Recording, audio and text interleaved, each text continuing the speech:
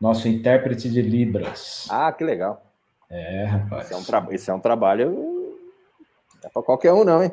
Isso aí. Isso aí. Parabéns pelo trabalho. Isso aí. Beleza, já estamos ao vivo.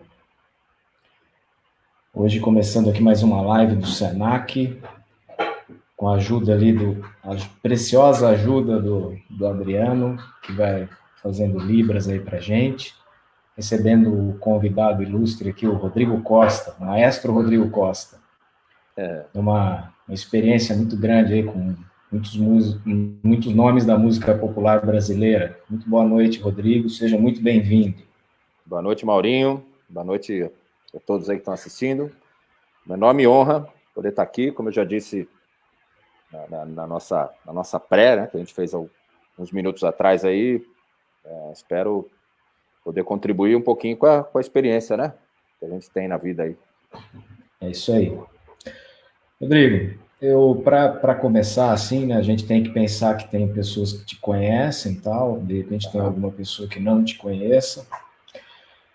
Então, vamos pensar para esse pessoal, como que você poderia se apresentar, assim, contar um pouquinho da sua história. Porque eu lembro que você é formado em Tatuí, né? O seu principal instrumento é o piano, né? Uhum. E você está na estrada já faz uns aninhos, né? Faz alguns aninhos. Se eu for começar a contar de quando eu iniciei a minha carreira fazendo em bandas de baile, já faz 34 anos. Olha que beleza. Isso aí, 40. Eu iniciei minha vida na música, tocando banda de baile, com 9 anos. Fiz 10 anos de baile e depois comecei a tocar com artista já por volta por volta de 97, se eu não me engano, com artistas já renomados, né? Certo. E durante esse trajeto do baile, eu já estava fazendo algumas... Comecei a trabalhar com um estúdio de publicidade em São Carlos, quando começou a minha vida dentro do estúdio, já caminhando junto com a história do baile, né? Aí, logo em seguida, por volta de 97, comecei a tocar com o Rick Renner. Em 2000, comecei a gravar em São Paulo. Aí as coisas foram acontecendo. Toquei com Sérgio Reis, de 2000 a 2006. Depois comecei a viajar com o cantor Daniel, com quem atualmente não estou mais na estrada, mas faço ainda alguns trabalhos específicos, de produções, de DVDs, enfim, de músicas, né, singles que ele vai lançando. A gente ainda está fazendo alguns trabalhos com o Daniel, entre outros, muitos artistas, principalmente da área de música sertaneja, né? Certo. Eu me formei em Tatuí, fiz o curso de MPB e Jazz. Eu pude praticar muito isso na época em algumas bandas de baile, porém a música sertaneja sempre foi uma coisa que teve dentro da minha raiz, dentro da minha casa, então acabou que foi natural eu acabar seguindo por esse né, caminho, e graças a Deus hoje em dia é uma das músicas, né, assim, que mais tem trabalho, né, no país, né. Você está já iniciando uma coisa que é um dos principais focos nossos aqui, que é falar sobre trabalho, né? Sobre o mercado e tudo mais, né?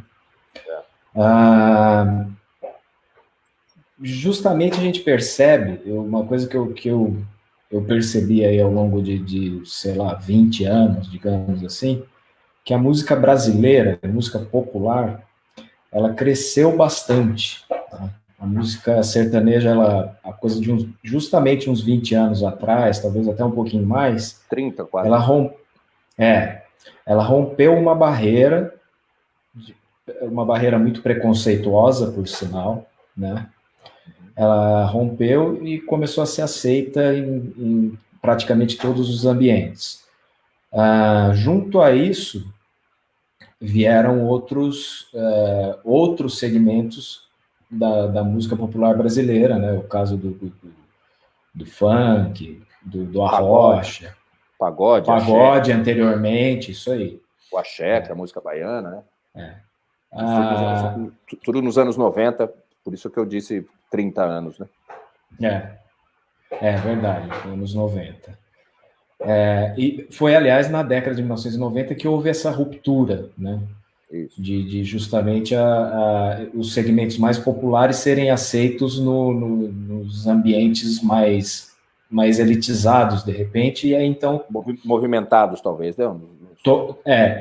acabar tendo uma abrangência bem maior, né? Uma coisa interessante de a gente observar, isso totalmente livre de preconceito, é claro, né? É que é uma força para a música brasileira, né? E o mercado local. Óbvio que a gente está aí nesse período de pandemia, o pessoal falou, né? Tem comentado que praticamente o primeiro que parou foi essa parte de shows, a parte artística e tal, e pode ser que seja o último a voltar. Mas assim, no que você conseguir falar, fora essa questão da pandemia, ou até se você quiser abordar também a questão da pandemia, o que você está vendo como mercado atual, né? Óbvio que você vai trazer a coisa do sertanejo, mas que é um mercado realmente muito relevante e que se mantém, né? Ele se mantém em evidência. Rapaz, que difícil falar do mercado atual sem falar da pandemia, né? Porque a gente está, por exemplo, eu iniciei esse ano assim com grandes projetos, assim, começando já, né, trabalhar nesses projetos e de repente assim parou tudo, assim, chega, né? Vai ter, mas não sabe quando, né? Se eu não me engano, eu fiquei sabendo de algum desses. Então assim a coisa ficou bem, né? Assim, pegou todo mundo de surpresa. Então é difícil analisar o que vai ser desse mercado, né? Uma coisa é certa, em relação ao sertanejo, é o mercado mais valorizado, né? É mais rentável por conta da aceitação do público mesmo, né? Eu costumo falar que não compra sucesso, a gente compra vitrine. O sucesso é uma aceitação do público que ninguém sabe direito. Eu, por muito tempo na minha vida, eu imaginei, não, você vai lá, você investe na rádio, você investe no YouTube, você cobra não sei o quê, e o negócio faz sucesso sozinho. Não funciona assim. Porque eu já vi muitos artistas colocarem muito dinheiro, né, ter grandes investidores e colocar muito dinheiro em alguns artistas e não acontecer nada. Se os caras cantavam, por meu gosto, eles cantavam bem, eles tinham um bom visual, tinham um bom investimento e acabam que não faz sucesso, né? Aí, de repente, do nada, vem uma música de funk que ninguém nunca investiu nada, um artista da comunidade que, de repente, solta um negócio que viraliza e o cara, do nada, vira sucesso. Então, essa questão da aceitação é um negócio muito maluco, porém legal, porque eu gosto muito, porque torna tudo artístico ainda, né? Então, assim, não tem aquela, vou gravar isso porque isso vai fazer sucesso. Não existe. Não existe. Então, assim, é legal que os artistas tenham essa consciência, porque você pode falar a tua verdade. Que som que você se vê no palco cantando. Vai lá e canta isso, porque qualquer outra coisa não é receita de sucesso. Então, para que cantar alguma coisa que você não goste, né? Voltando um pouquinho, já que a música sertaneja é a mais rentável, automaticamente é a que necessita de maior investimento, né? Então isso acaba virando uma bola de neve, assim, né? Por exemplo, quando você chega em qualquer meio de comunicação ou de divulgação, enfim, que seja né? Qual é o teu estilo? Eu canto MPB, o investimento é tanto. Eu canto sertanejo, o investimento é 3 vezes maior. Porque se sabe o quanto isso dá de retorno, né? Porque é o que está abrangendo grandes multidões, né? Sempre abrangeu e vem se mantendo, como a gente fala, há 30 anos. É o Amor, que foi a música do Zezé de Camargo e Luciano, que rompeu na época, acho que tocava-se muita MPB, né? Nos anos 80 ainda tinha muita MPB e música internacional eletrônica, né? Sim. Aí, de repente, do nada, em 1990, veio uma música chamada É o Amor, que foi a música mais tocada do ano, e aí, bicho, aí nada mais segurou. Né? Foi um negócio maluco, assim. Aí depois disso veio o pagode, com Raça Negra, veio outras coisas, enfim. Né?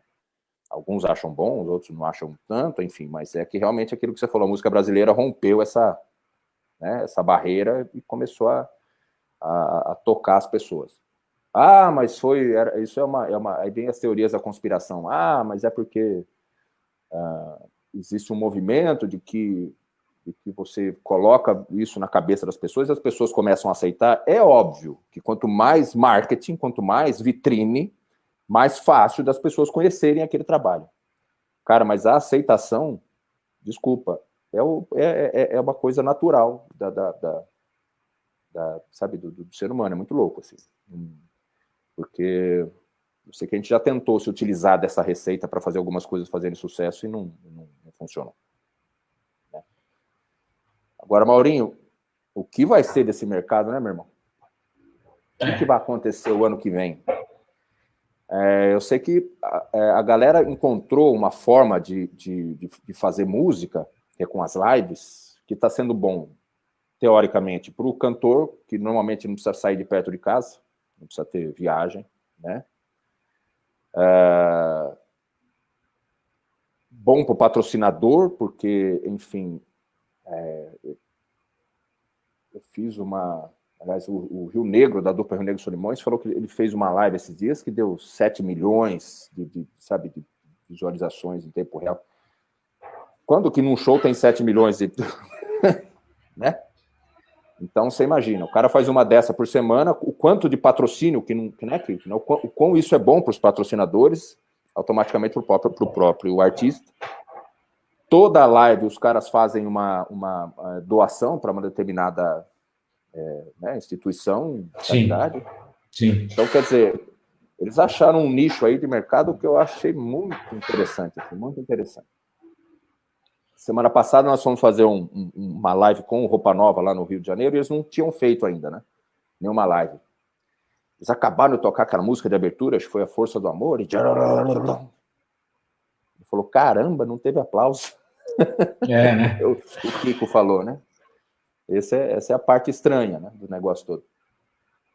Mas, enfim, é um novo nicho de mercado que todo mundo encontrou aí e que tem bastante gente, assim, grande, pequeno, tá todo mundo se utilizando disso e tá indo bem, viu? Eu imagino. Sei lá se neguinho vai querer voltar a fazer grandes festas, sei lá. Certo. Agora, eu fico imaginando para o pessoal mais de menor prestígio, né?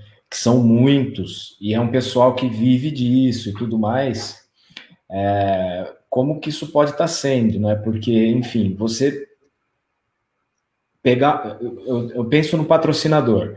Se ele envolve o nome dele, a marca dele, junto a um medalhão, a um nome já consagrado, há de ter uma visibilidade maior e tudo mais, né? Agora, para aquele pessoal ainda emergente, né, que ainda não decolou, né, como será que fica, né, para eles? Que, enfim, mas quem ainda... Mas tem a quitanda da esquina também que quer fazer uma propaganda. A quitanda da esquina não vai pagar a inserção nas rádios, que é cara, nem na televisão local, que é muito cara, mas de repente ele pode dar lá 200 conto na live do artista pequeno, que enfim, está divulgando o nome dele. Né? Entendi. Então, esse artista pequeno também tem um público local, que, enfim, que é exatamente o público que pode ali na quitanda da esquina comprar. Né? Quer dizer, eu acho que, até você pensar bem, acho que abriu um nicho aí de mercado, de publicidade, inclusive, né? Interessante. Ficou bom. Do mesmo jeito que tem artista de prestígio, são só as marcas de prestígio que vão né, anunciar lá. E os caras do mercadinho da esquina. Né? Falou, caramba, você sabe o quanto custa uma inserção na rádio? É caro, né? E aí, de repente, ele consegue patrocinar uma live né, de um artista local pequeno e divulga o nome dele. Certo. Ô, Rodrigo, mudando um pouquinho de assunto, chegou uma pergunta para nós aqui. Por que eu não vejo? Ela chega no WhatsApp. No WhatsApp. Existe alguém filtrando as perguntas para nós. Oh, que beleza. Isso. O Senac tem a organização toda aí para fazer as lives. Que ótimo. E a Thaís está nos dando uma força nesse sentido. Então, assim, até dentro da coisa que você pôde vivenciar, que foi a mudança que teve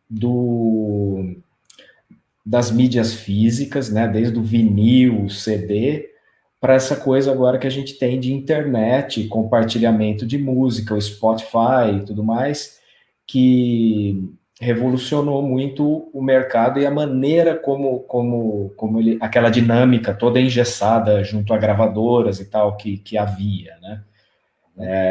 O que você pode trazer para nós a esse respeito?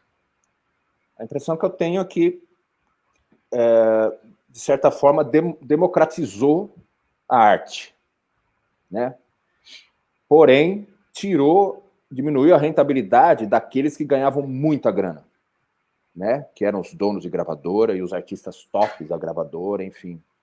Esses caras deixaram, é um comércio que não existe mais. Porém, o YouTube é uma plataforma aberta, até o próprio Spotify, se você for, né, colocar, né, dependendo da forma que e relativamente barata para você expor o seu produto. Antigamente, se você não tivesse grana para gravar um CD inteiro ou prensar esse CD, né?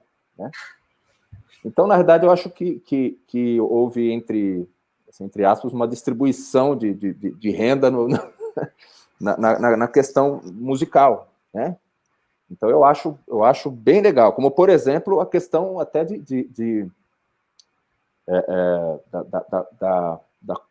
da construção da música em si, né? Dos vídeos e da própria produção da música.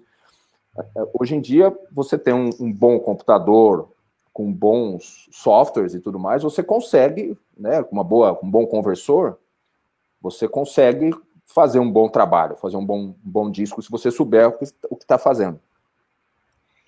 E isso é infinitamente menos caro do que um estúdio inteiro, que era o que precisava antigamente para fazer isso, né?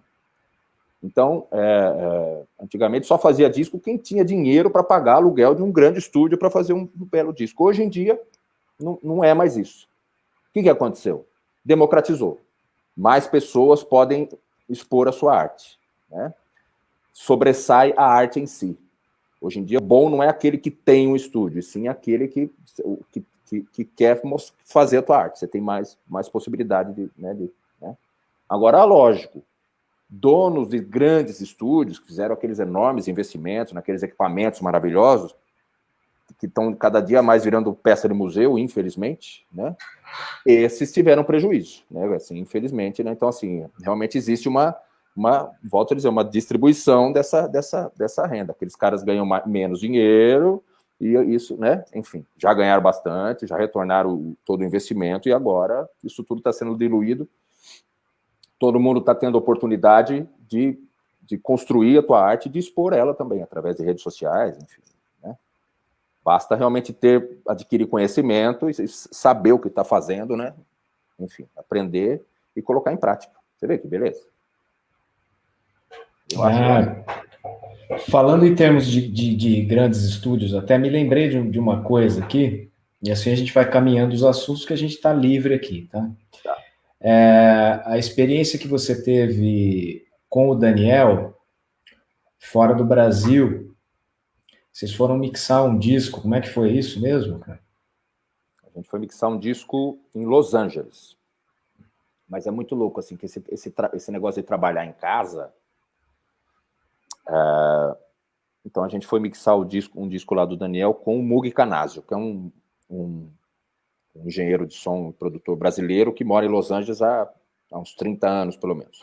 mas ainda faz vários trabalhos com artistas brasileiros, mas e é ganhador de vários Grammys e tal. E aí a gente foi fazer esse trabalho lá. Detalhe, a gente mixou o disco na casa dele. Estando em Los Angeles, com aquele né, monte de estúdio que tem lá, os tops do mundo estão lá, mas a gente mixou o disco na casa dele. Ele tinha bastante equipamento, né? Então ele usava tudo lá, mas ele foi o cara que, assim, várias conversas boas que a gente teve, me abriu os olhos para esse lance do digital, né? Então, assim, ele falou, cara, eu tenho esse monte de equipamento aqui em casa, eu uso porque eu tenho, porque eu gosto, cara, mas ninguém mais usa. Ele até comentou, existem compressões, existem situações que o digital não faz tão bem quanto, aliás, que o analógico não faz tão bem quanto o digital faz hoje em dia. Tão avançado que tá. Ele falou para mim. Aí, beleza, conversando.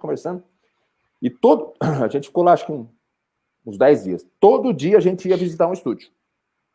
Depois do expediente, à noite. Então a gente foi em todos os estúdios lá, assim, dos grandes estúdios, a gente foi visitar. Aí a gente chegou em um deles, que é o East West. Lindo estúdio, tem quatro estúdios, assim, enormes, enfim. Né? Eu já ouvi disco gravado lá. Certeza que sim. Sim. E aí, em uma das salas, estavam terminando de mixar uma música de uma cantora da Disney. É uma cantora argentina, não lembro o nome dela, mas ela estava gravando coisa da Disney. Cara, a gente entrou na sala, assim, tava puta som, assim, nossa, som. O Mugi Canazzi veio aqui. Olha ali, quantos canais da mesa eles estão usando? Eu tô falando de um estúdio que tem tudo. É um estúdio antigo, estúdio de 50, 60 anos, será quanto tempo tem esse estúdio? Tem tudo de melhor e tudo mais. Eles estavam usando 2 canais da mesa, só de volta. Estava tudo em box, tudo dentro do computador, já naquela época. Foi aí que me despertou, porque eu era meio conservador nesse lance, né? Eu nunca tinha tido contato, eu sempre gostei do som analógico, etc.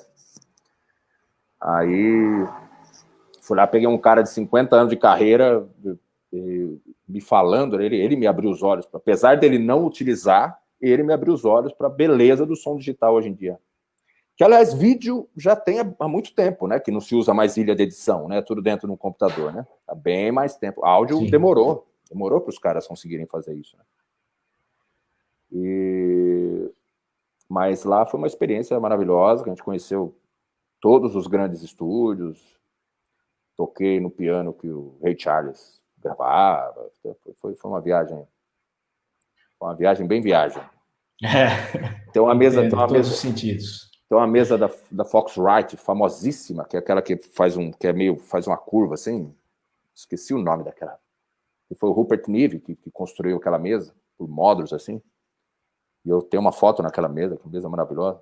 Eu ficava brincando até assim, que se você estivesse mexendo no primeiro canal lá no bumbo daquela mesa, se você quisesse mexer no reverb no último, tem que pegar um mototáxi para chegar. Tão grande que é a mesa assim. Tá certo.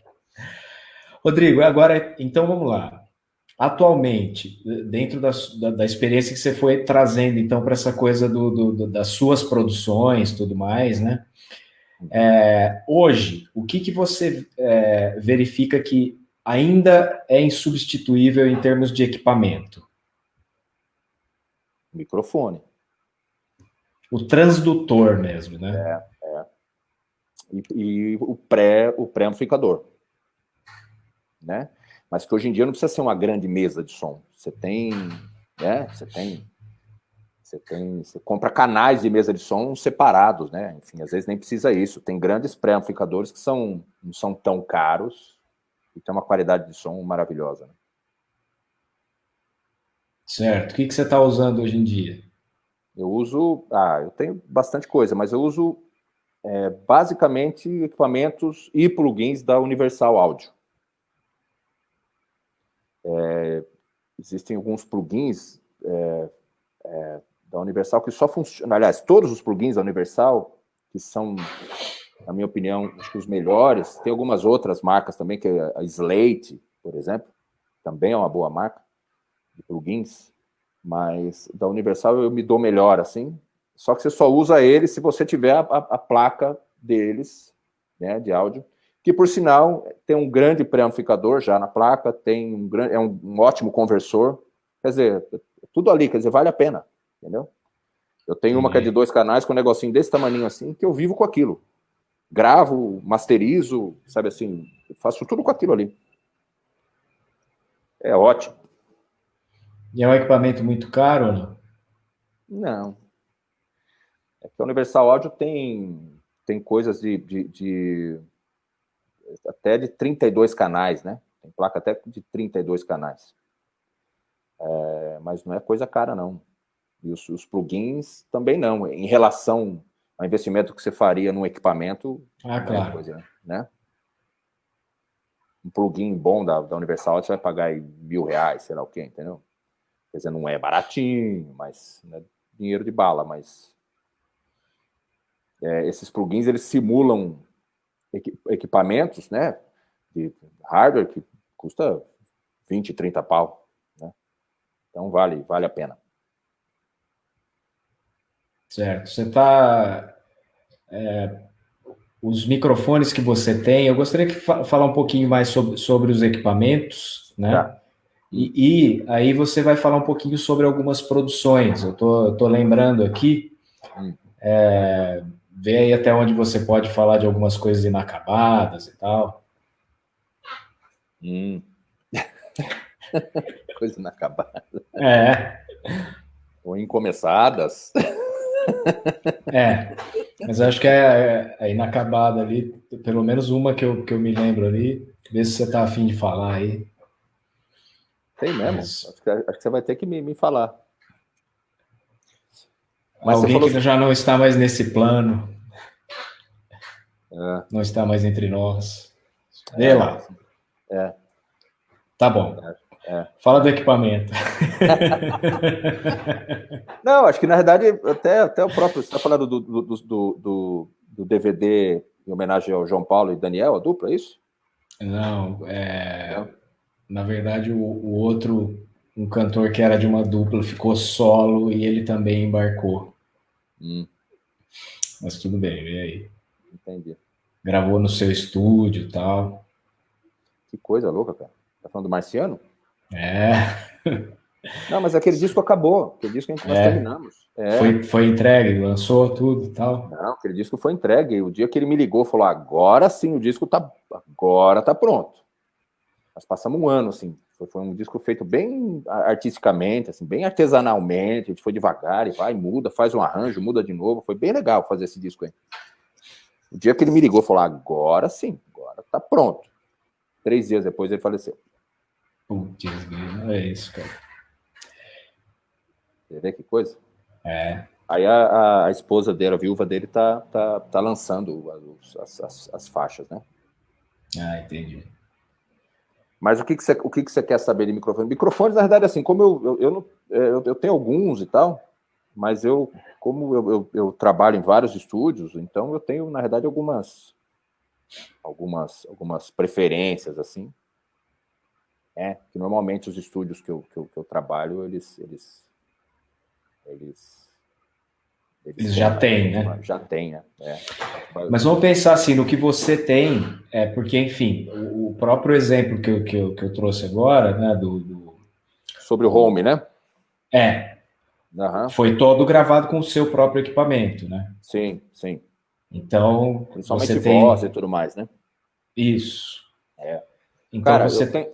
eu tenho 2 bons microfones que eu falo que eles são pau para toda a obra, assim, né? São os coringas, assim. Um deles é o 414 da AKG, você conhece bem. Isso, o estúdio do Senac São Carlos tem um. E o TLM 103 da Neumann. São 2 microfones relativamente não muito caros, assim, né? E que tem um bom custo-benefício. Todos os 2 vão bem para voz, vão bem para a caixa da bateria, vão bem para guitarra, vão bem para violão, vão bem para piano. Puta, microfonar piano com eles, assim, ele é lindo, né? Eu tenho uma opinião, tá? é só opinião mesmo, que é uma questão de gosto, de verdade, que o TLM da Neumann, ele traz mais personalidade para o som do que o 414. O 414, o som fica bonito também, mas é muito engraçado, que eu tenho a impressão que quando eu gravo as coisas com o Neumann, parece que o som ele traz uma personalidade para o timbre, assim, que sabe, o 414 está lá. Quando é a mesma coisa gravado com o Neumann, aí ele bota a cara mesmo as coisas, parece que a coisa, sabe, enfim, é muito louco, assim. Mas às vezes é legal comparar os dois, mesmo que exista essa tendência, de repente, de usar o TLM, você compara e fala, hoje, para esta aplicação, de repente, o timbre... É que normalmente, é muito louco, assim, eu consigo observar essas coisas, isso eu também, mais depois que a música tá pronta do que na hora de fazer, saca? Essa diferença mesmo, assim, sabe? Assim, quando você tá fazendo, você tá bonito, tá? Tudo mais, assim, mas a hora que você acaba, eu falo, caramba, olha esse violão, eu gravei com o mesmo violão que eu gravei com o outro, olha o que aconteceu, é o mesmo som, tá tudo certo, mas olha o que, né? Mas é muito louco também, porque finalizar um disco depende de muitas coisas, assim. Eu lembro que a gente não sei, várias vezes isso aconteceu, trabalhando lá no Gravodisc, em São Paulo. A gente gravou um disco do Daniel e o disco de um outro artista lá, com, assim, eu fazendo os arranjos dos dois discos, eu fazendo assim, o mesmo time, gravado na mesma mesa, com os mesmos, sabe, tudo igual, o mesmo procedimento, sabe, assim, exatamente gastando o mesmo tempo de estúdio e etc, etc, etc, etc, etc. E era muito louco, assim, por que o som de um disco fica tão diferente do outro, assim? Por que cada um tem uma, né? E foi gravado com os mesmos instrumentos, até parecia que, entre aspas, parece que é coisa de fábrica, né? Mas mesmo você gravando, cada disco tinha um som completamente diferente. É muito louco, assim. Quem mixou foi a mesma pessoa. A mesma pessoa que gravou, que mixou, o Elcio, né? Os dois discos tinham um som muito bons, mas cada um, assim, era completamente diferente, assim, né? Aí eu lembro que o Elcio me falou, ele falou, cara, quem comanda o disco é a voz. Você timbra as coisas em relação à voz, assim, né? No caso de disco tem cantor, né? Você timbra as coisas em relação à voz. Então é interessante mesmo, e é verdade, isso acontece. E falando nisso, né? Eu não tenho muita experiência com música instrumental. E esses dias eu fiz um arranjo para uma música instrumental, até que a gente vai lançar por esses dias ainda o vídeo dela. O senhor está participando, inclusive. Estou editando esse vídeo aí. E, cara, eu vou dizer para você que eu tive, assim, foi uma série de dúvidas para conseguir finalizar mix e master disso, assim, porque não tem voz. É muito louco. Cadê a voz para eu me apoiar, né? Não tem. Né? Caiu a ficha que até hoje você tinha feito apenas, como se fosse pouco, mas assim, apenas canções. De repente. Eu até mixei um disco de instrumental, que é o do Samuel Pompeu. Eu não lembro o nome do disco, mas foi o único disco que ele gravou até agora. Samuel Pompeu Quinteto. Inclusive, ele masterizou em Nova York. E eu mixei esse disco. E ele é um saxofonista, um disco instrumental, assim, né? Mas eu acho que também foi o único, até essa música que eu tinha feito, assim. Mas ainda tem um cara solando, sabe?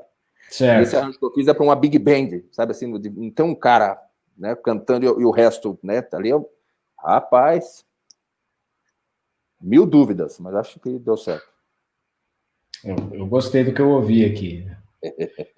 É suspeito. Cara, você tá lembrando? Não, eu ouvi no monitor, ouvi no fone, ouvi no computador, ouvi em diversos lugares, tá? Então deu certo. Deu certo, pode crer. Você lembra de algo que seja legal contar, que tenha sido alguma coisa inusitada? Aí você pode de repente lembrar de algum acontecimento, como eu costumo dizer, né, algum caos, que Hum. pode ser da estrada ou de estúdio, né? Porque, enfim, eu lembro de você falando de coisa de estrada, é legal assim, aquela coisa mais engraçada, tal, mas tem as partes dramáticas também, né? Você, sei lá, quanto tempo de viagem dentro de um ônibus maravilhoso, mas quanto tempo de viagem dentro de um ônibus que você vai tocar, puxa vida, que estado do Brasil, no Acre, sei lá o quê. Chega lá, você vai para o melhor hotel da cidade, porque você está com um grande artista, mas assim, é um hotel que deixa muito a desejar ainda e tudo mais. Principalmente para quem está viajando a sei lá quantas horas, né? Enfim, alguma coisa nesse sentido, que você esteja lembrando aí, que pode ser uma coisa engraçada ou dramática. Dessas situações que você falou de estrada, isso todo mundo que está na estrada passa, né? Mas eu devo, desculpa te interromper, mas eu devo lembrar, e que de repente é uma coisa mais ou menos comum, que as pessoas que estão iniciando têm a ilusão de que um dia isso vai acabar. Entende? Não, se eu chegar lá, eu só vou viajar muito bem, só vou ficar em bons hotéis e não sei o que e tal. Isso acontece, você viaja bem, viaja com ônibus bom, fica em bons hotéis, e cada vez mais você começa a ter saudade do seu chuveiro, do seu colchão. Quanto mais o cabelo vai ficando branco, mais ainda você vai tendo esse tipo de saudade. Mas teve uma situação que a gente saiu do Mato Grosso, do norte do Mato Grosso, né? Do norte. quase Rondônia já, né? Saiu do norte. A gente acabou de fazer um show, não voltou pro hotel. A gente saiu, já subiu no ônibus, lava a mão, lava a cara, sobe no ônibus, troca de roupa rapidinho, não sei o que, sobe no ônibus e viajar para o sul do Rio Grande do Sul. Então, assim, a gente saiu 24 horas de viagem, a gente saiu lá da cidade por volta de sei lá, 3, 4 da manhã, 24 horas de viagem, e vamos embora, e vamos viajando, chega na cidade, 8 horas da noite, do outro lado da frente, banho, show, banho, e vem embora para casa. Para casa não, acho que já tinha outro show depois, assim. Quer dizer, a gente ficou no hotel, mas assim, meia hora. Né? Era um ótimo hotel, mas não dava tempo, você tem que chegar e tomar banho e vamos embora. Teve uma situação que a gente foi fazer um show no interior do Amazonas, eu acho. E a gente foi de avião até Manaus. Aí depois nós pegamos todo tipo de meio de locomoção que você pode imaginar que existe, nós pegamos para chegar. Foi garupa de jegue, foi tudo. Foi balsa e aquela chalana, e vamos embora. O último foi a que a gente desceu, não sei o quê, o último foi a carreta. Tinha uma meia dúzia de caminhonetes que todo mundo subiu na carreta, aí beleza, banho, show, e volta tudo de novo. Cara. Volta porque tinha um voo pela manhã em Manaus e tinha que sair correndo, porque senão ia perder o voo, e beleza. Aí me veio uma coisa na cabeça interessante quando você estava formulando a pergunta aí, que aí o cara tá, né, numa situação dessa, viu, a gente ainda tá de cara feia e toca, mano. O cantor tá junto, não tem outro jeito de chegar nesses lugares. Tem que ser, é o único jeito, entendeu? Então o cantor... No caso era o Daniel. Era o Daniel. O cantor estava junto, né? Então ele, no caso, eu não me lembro muito bem se ele foi bem nesse show, se não foi, mas já aconteceu, né, de nego, a gente ia num show e o cara tá rouco, o cara tá desafinando, o cara não tá aguentando cantar, o cara, sabe, você vê que o cara tá cansado e etc. Nossa, eu fui no show do fulano, o fulano tava cantando tudo mal, sabe, aquela voz tudo esquisita, não sei o quê. O nego não tem a menor ideia de como foi a vida do cara até ele chegar nesse show lá. É óbvio que o problema é dele, mas, bicho, se a gente tocando cansa, você imagina o cara que depende só de sono e descanso para, né, para ir lá e abrir a boca e cantar pra caramba, cara. Não é fácil, não. A gente que está na estrada consegue medir um pouquinho dessas situações, mas normalmente o público não sabe, né? Enfim, tá lá para ver o cantor inteiro, mas é que o bicho pega na estrada. Tá.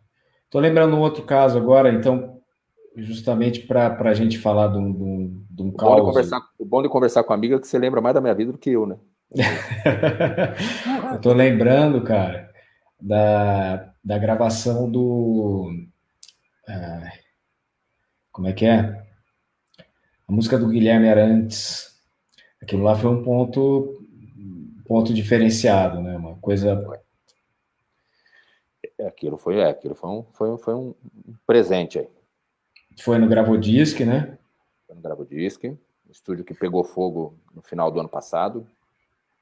Que tristeza. Que tinha, acho que o piano mais maravilhoso de São Paulo. Pegou fogo, tudo. Que foi exatamente o piano que o Guilherme Arantes tocou. O Daniel queria gravar Meu Mundo e Nada Mais, do Guilherme Arantes. Nós fomos fazer um show em janeiro, em Salvador, e o Guilherme Arantes estava lá, ia fazer show também. Aí veio na cabeça do Daniel, ele falou: ô Guilherme, eu vou gravar a sua música, você não quer tocar piano nela? Aliás, mentira. Ô Guilherme, eu tô querendo gravar a sua música, você me autoriza? O Daniel falou. O Guilherme falou: eu não só autorizo, como vou tocar piano nela, né? O Daniel falou: fechado. Então tá bom. Eu tava lá, olhei, o Guilherme vai tocar, então beleza, ok. A gente, né, voltou e tal, fui lá, fiz o arranjo da música e a gente gravou e tal, a base, etc. Eu mesmo no piano e mandamos, né? Mandei partitura, mas a gente mandou um LR da gravação para ele ouvir e tal, porque ele estaria em São Paulo acho que 1 ou 2 semanas depois. Quando ele chegou no estúdio, a gente já estava lá guardando ele, eu já tinha mandado a partitura, tinha mandado tudo. Ele ouviu nada, né? Ele ouviu lá e falou, olhou para minha cara: você mudou toda a minha música. E eu lembro que eu tinha falado para ele que eu tinha reharmonizado um pouquinho a música, assim, né? Pouquinho não, um pocão. Eu dei uma boa reharmonizada na música dele. Ele olhou para mim: você mudou tudo a minha música? Eu falei: eu avisei. Vamos lá para você me ensinar a tocar isso aí que eu não sei, não. Ele falou. Aí nós fomos lá ele foi no piano, colocou a partitura, aí soltou a música, ele começou a tocar. E no meio da primeira passada que ele deu na música, assim, ele já parou de tocar, chorando muito, me abraçou, assim, me agradeceu. Guilherme Arantes me agradecendo. E olhou lá pro Daniel, que estava lá dentro da sala, porque eu estava do lado dele, né? Ele falou: vamos lá me ensinar. Eu fiquei do lado dele ali no piano. Ele olhou pro Daniel e falou: é sem dúvida nenhuma a melhor gravação dessa música. Ele falou: Meu Mundo e Nada Mais. Essa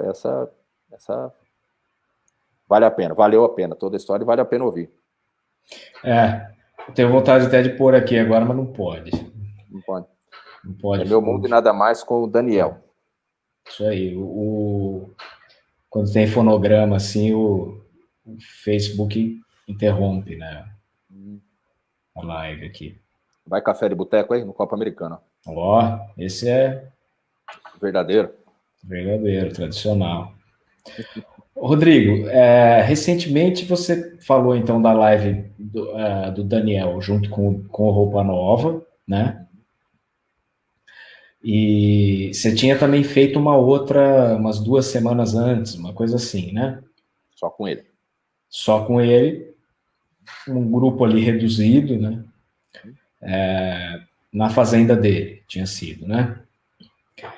Como é que está sendo essa experiência nesse momento? Porque, enfim, é como se fosse um show, né? Você já falou, mais ou menos, mas eu gostaria que você falasse uns pormenores ali de bastidores dessa vez. Né? A preparação, enfim, Quando você vai você saiu de casa, certo? É óbvio que você vai estar com um grupo muito reduzido, mas o que vocês estão tomando de cuidados? Me fala as coisas dos bastidores ali. Como é que está acontecendo isso? É uma equipe bem reduzida, onde as pessoas ficam no maior... Na verdade, a maior equipe é a equipe de transmissão, né? Que tem lá umas 10 pessoas, que eles ficam numa mesona enorme assim, todos com mais de 1 metro de distância cada um assim, e todo mundo mascarado. Isso aí.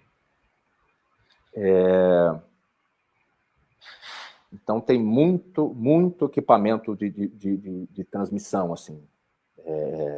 Enfim, nem sei dizer, assim, mas tem 2, 3 caminhões de coisa, assim, para, né?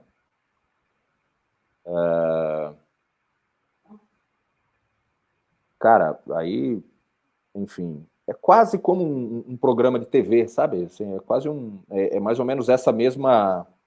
Essa mesma mesma time, dinâmica. Assim, essa mesma dinâmica, um programa de TV.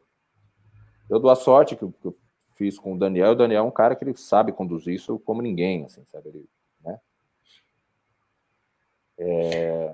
Qual é a alçada dele? Ele mesmo dirige? Tem alguém que coordena? Como que funciona? Existe um roteiro que eles discutem tudo antes, né? Tem uma equipe lá que roteiriza. E ele é um ótimo leitor de TP, né? Que é o TP, lembrando, o teleprompter, né? Que fica ali passando o texto com o... Ao mesmo tempo, ele tem um cara lá que é produtor dele, que trabalha com ele também há 20 anos e tal.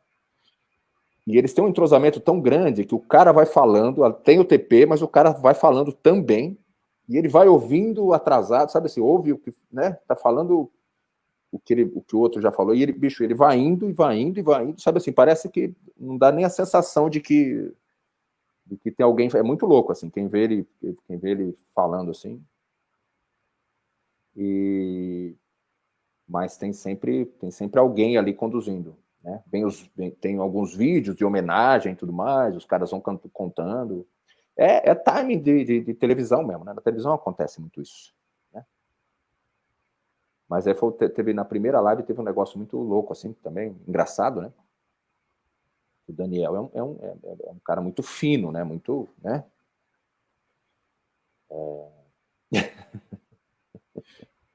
Aí ele errou a letra de uma música, acho que é uma das primeiras músicas que ele errou a letra. Aí na hora que foi passar um vídeo lá, de uma propaganda, de alguma coisa lá, ele ficou chateado por ter errado a letra. Aí ele falou um palavrãozinho, né? Falou que, né? Eu ia errar a letra da música, fiz pra ele. Porque o microfone não estava cortado. Mas foi um palavrãozinho piquititico, assim. Mas coitado, ele ficou envergonhado de um jeito, né? Aí você fala, caramba, fui errar a letra da... Aí ele falou, nossa, eu tô tão nervoso aqui que eu fui errar a letra, falo coisa que não deve, cara. Ele ficou se desculpando a live inteira, acho que ninguém nem tinha percebido o que ele falou. Mas... mesmo porque, assim, saiu junto com o outro áudio, né? Mas é outra dinâmica, então tá todo mundo aprendendo a fazer isso, né? Vira e mexe, tem umas falhas, enfim. Mas estamos chegando lá. Certo. Você já tem alguma coisa programada aí? Curto prazo? Para os próximos dias? Tem sim, eu não sei se eu posso falar, mas tem algumas coisas aí já para o dia 27, agora, para o dia 2 de julho, tudo mais, e tem algumas outras possíveis situações também. Tem bastante coisa. É engraçado, assim, começou de 1 mês e meio para cá, começou a querer movimentar de novo, assim, tá... Flexibilização. Mas nada disso é com o público, né? Não sei se a flexibilização influenciou muito nisso. Acho que o nego encontrou um jeito aí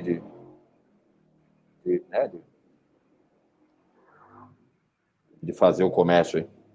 O que você não pode falar o que é especificamente, mas eu acho que você pode falar genericamente, ainda são lives, é isso? Sim, só lives, tudo live. E tem algumas propostas que eu tenho feito para alguns artistas de fazer, porque assim, a live, a galera ainda não se acertou com o som, sabe? Ainda tá muito esquisito, assim, sabe? Aí eu vi uma entre aspas, live no Multishow, feito nos Estados Unidos, para arrecadar mesmo, né, enfim, dinheiro para entidades lá e tal, na época de pandemia. E eu lembro que os artistas, cada um gravou na sua casa, fizeram essas gravações e tal. Foi aquela que teve Paul McCartney, Lady Gaga, esse pessoal pequenininho aí. Essa galerinha que começou agora. Então, assim, na verdade, a parada do cantor estava tudo pronto, tudo tratado, você entendeu? Enfim, mixado direitinho, não foi? Eles não estavam lá ao vivo, né? Mas tinha um cara lá ao vivo apresentando, né? Agora a gente vai ouvir o Paul McCartney, ele solta o vídeo do Paul McCartney. Agora nós vamos ouvir a Lady Gaga, você entendeu? Enfim. Ficava a sensação de que o cara estava na casa dele esperando, né? Isso. Mas assim, a gente sabe que era tudo gravado, assim, né? Tiveram alguns que fizeram... O Keith Urban ainda fez um jogo de vídeo, assim, que era ele cantando com mais dois dele, assim, que eu achei legal pra caramba, sabe?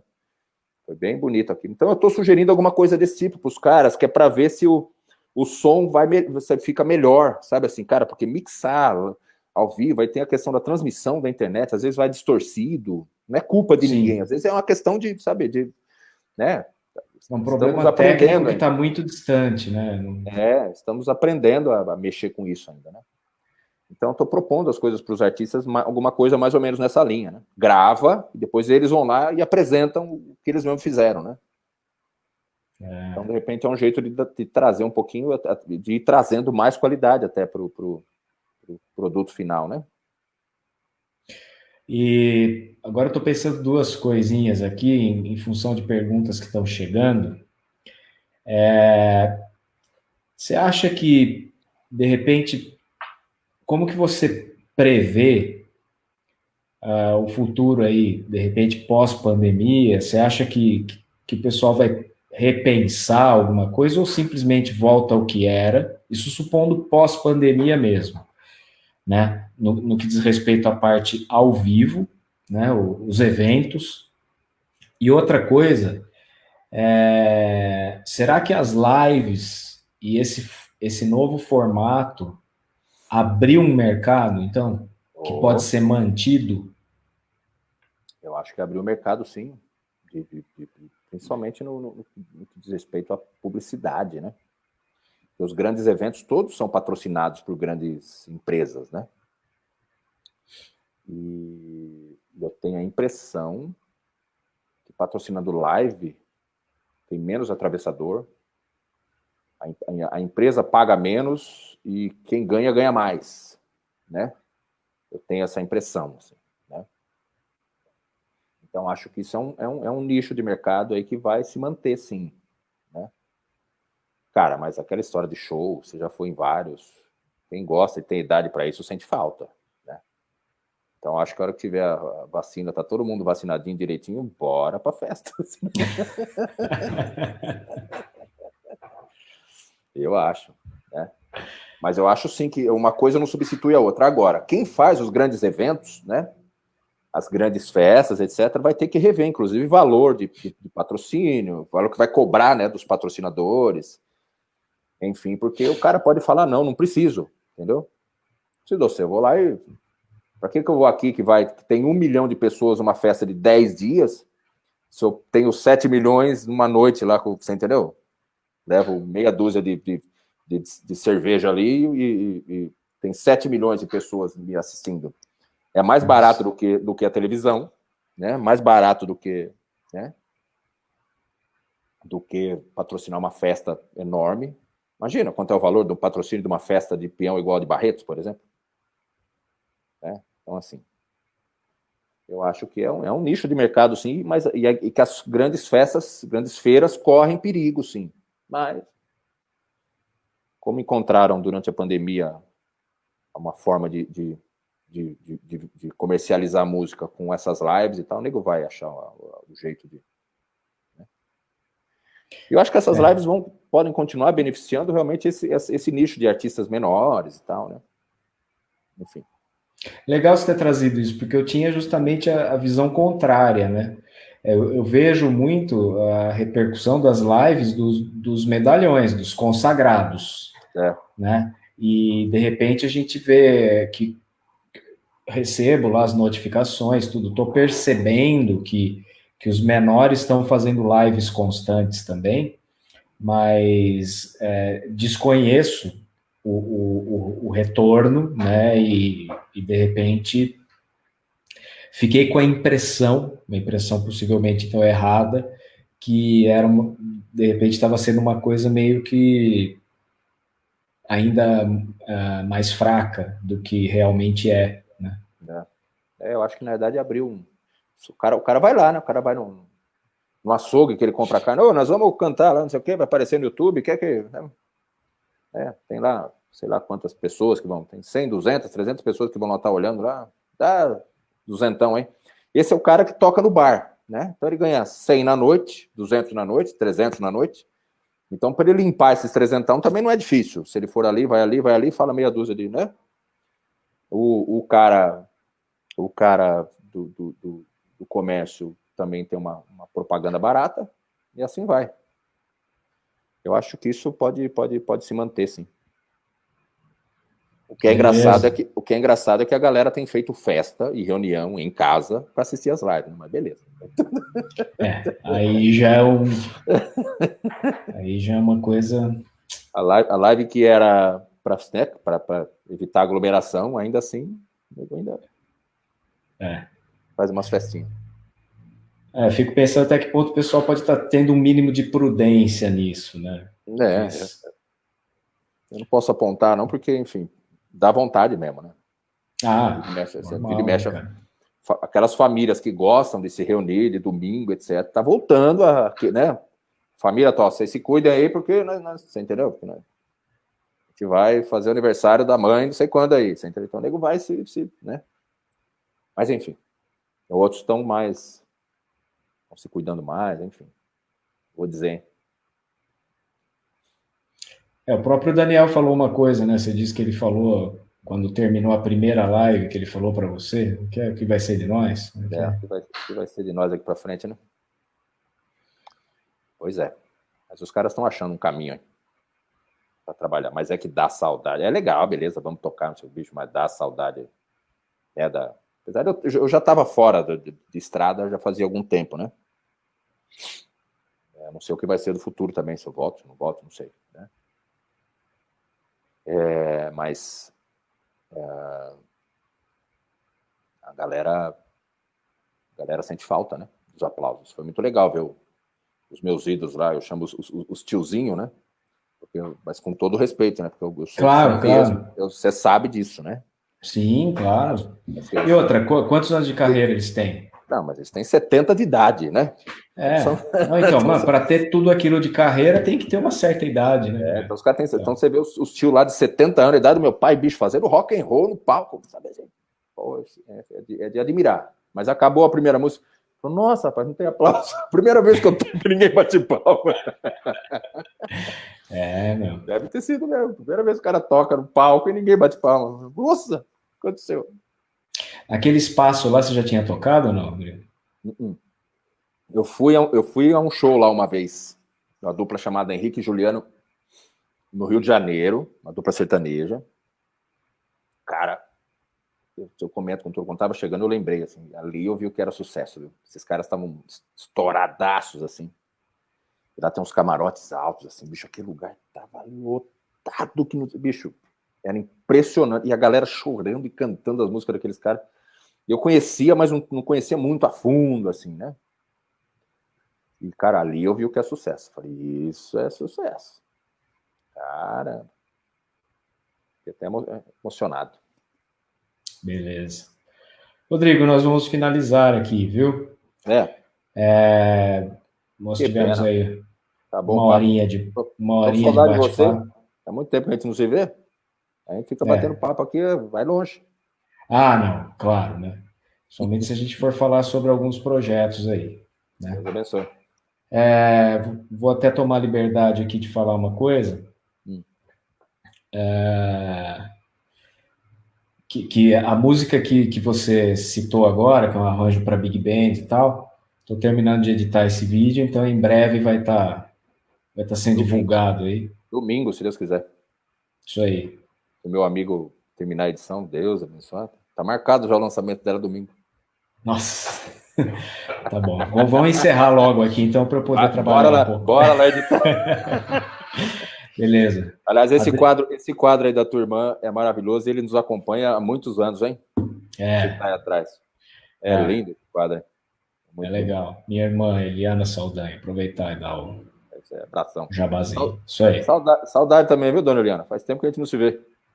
Mas como nós estamos todos no grupo de risco, realmente tem que ficar meio... Tem que cuidar, beleza. Né? Beleza, meu irmão? Ótimo.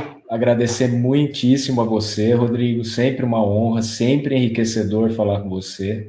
Agradecer o Adriano, a Thaís, que deram força, o pessoalzinho aí que acompanhou. Foi bacana.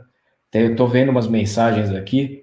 O pessoal, em geral, tá mandando abraços, tal, né?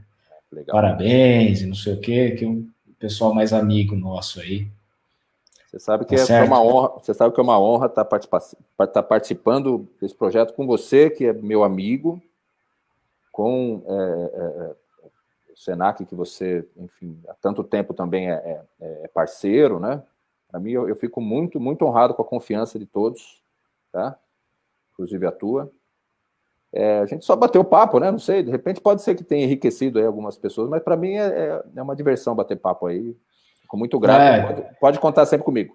Eu tô bem atento aqui a tudo que está sendo falado e muito naturalmente assim. Mas o Rodrigo cala a boca, não falaram isso aí, não. Não. Isso fala mais do que.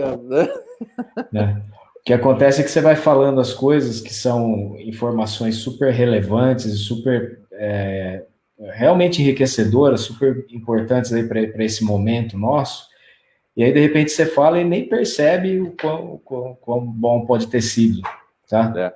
Mas beleza, fica gravado lá depois, você pode assistir, tá bom? Beleza, vou assistir, com certeza. Valeu, gente, grande abraço, vamos encerrando por aqui, então. Obrigado a todos. Boa noite. Boa noite.